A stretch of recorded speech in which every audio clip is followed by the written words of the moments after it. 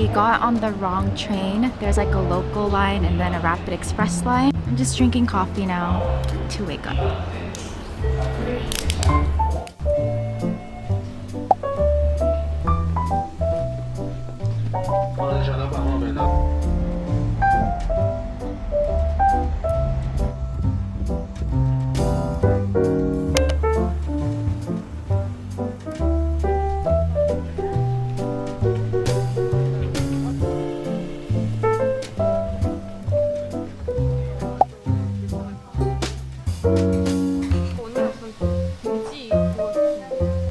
Currently at a okonomiyaki restaurant, and we're gonna have this before we go to the deer park.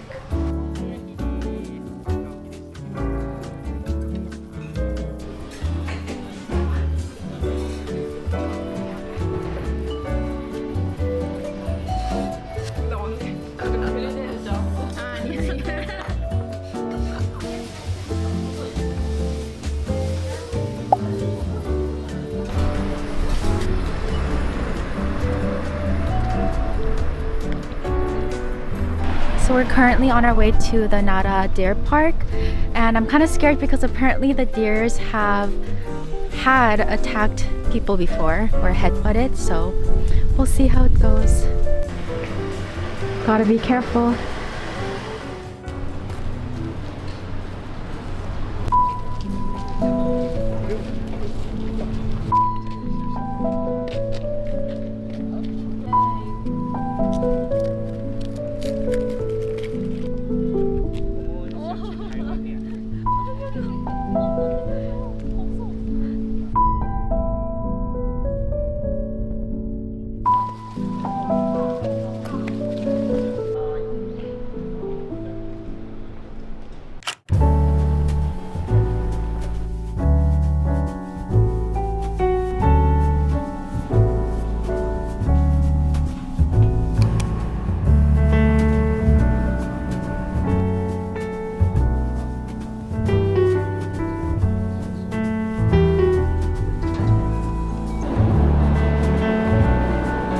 We really didn't have an agenda today. I'm more of a traveler that just goes with the flow instead of planning out the days, but we did end up shopping at some unique stores you could find in Japan.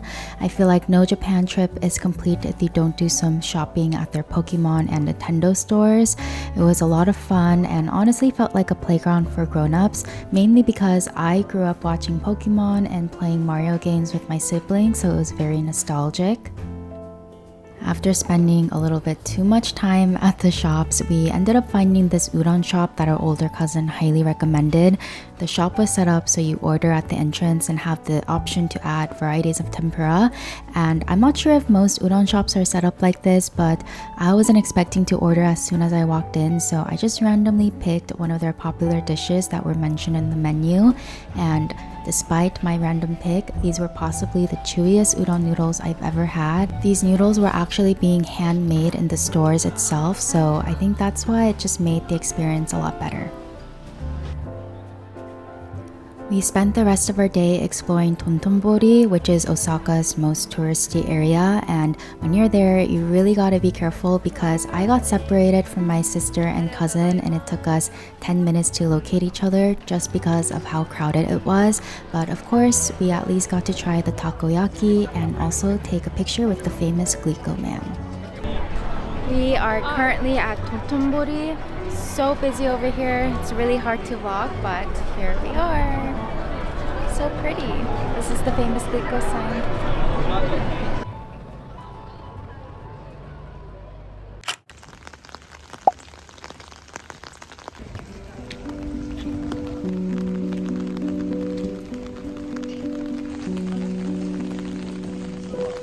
On this rainy day, we actually had a very slow morning and we didn't head out until the late afternoon. So we just took a very quick day trip from Kobe to Kyoto.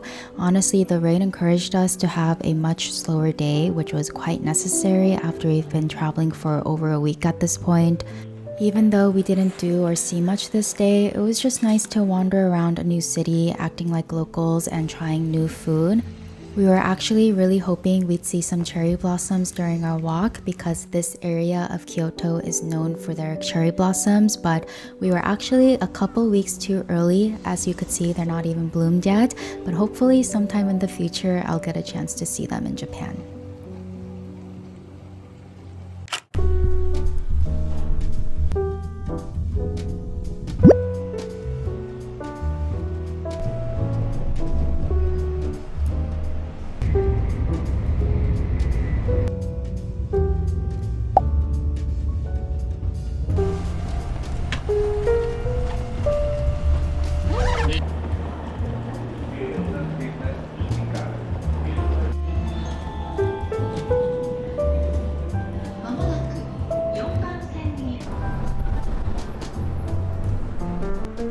So we just got to my cousin's studio in Tokyo.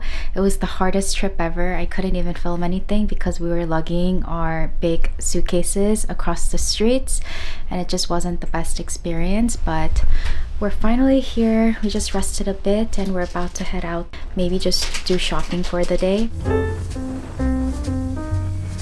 I'm not sure if you guys could tell, but it was super windy in Tokyo this evening. I'm not sure why, but we had to really bundle up in our winter clothes. It was actually really uncomfortable to walk around in the cold, but at least I didn't have my luggages, so I was able to enjoy the city view. We did some more souvenir shopping at Pensta, which is the Japanese transit card's mascot, and as you could see, everything was really cute. I actually thought these made really good souvenirs to bring back home because you use the transit card everywhere in Japan and it just makes a good memory to have.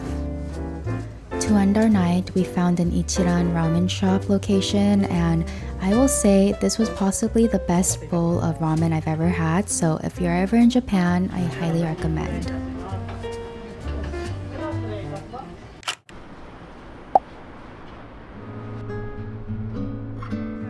Now on to our second day in Tokyo. My younger cousin actually flew back to Korea this morning, so it was just my sister and I exploring the city. It was both our second time in Tokyo, so we didn't really have a lot we wanted to do. Instead, we just wanted to roam around and eat as much good food as possible. We did try to eat something at the famous Tsukiji market, but as you could see, it was way too packed and busy, so that's one thing to note if you plan on spending some time here. My sister and I just decided to eat somewhere else.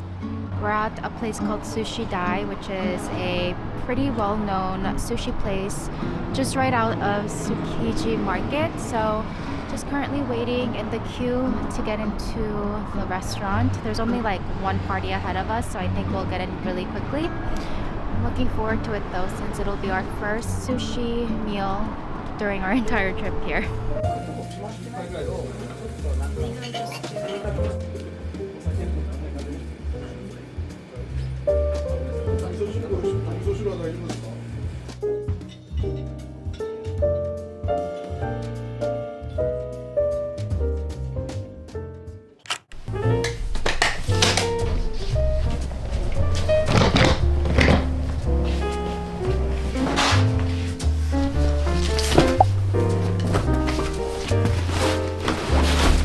I'm about to head out to the airport to go back home. I'm really excited to see my cat and just be home now because I actually woke up this morning with a sore throat.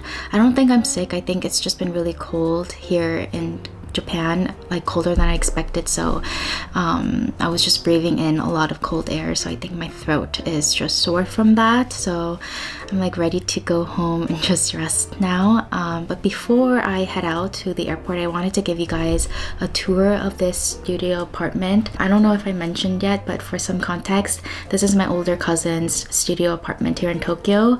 She actually lives in a different city here in Japan with her family, but this is a studio that she has in here in Tokyo because her office is based in Tokyo. I wanted to kind of show you guys around because I honestly think it's pretty cool, just seeing how different cultures live, and I thought I'd share it with you guys. So let's get a quick tour before I head out. So I'm standing in front of the front door, so as I enter, this is where like you take off your shoes. There's a closet here and everything, and then you enter right into the kitchen area. It's very small. You could see a mini fridge, microwave, simple stove top and everything. I think this is just a closet for storage. The bathroom, the toilet is actually in here. And one interesting thing about the toilets here, in my opinion, are that the sink is above the toilet like this. Something you need to get used to. And then across from the toilet is actually the shower room, so it's in separate bedrooms, or separate rooms, I mean. So hello. Sink area. Here is the shower room. And then right next to the kitchen, there's a door that leads into the bedroom. So here is the bedroom. There's a patio over there. So my cousin's able to fit like a little couch here, a coffee table, and then a bedroom. Another mirror, hello. And here is the closet. Pretty spacious for a studio closet in my opinion, but yeah, that's pretty much it. So yeah, that was the entire tour of the studio apartment. It's quite small and cozy here. Yeah, so there was nothing really much to show, but I think it's pretty cool, like coming from the US, like just seeing how different cultures live. Anyway, I think the plan is I'll just head into the airport a little bit earlier than I planned. I do want to make sure I have enough time to kind of settle everything there, because I've never been to this airport and I kind of have like that pre-flight anxiety that something will go wrong. So I'm just gonna head there early and just grab lunch there.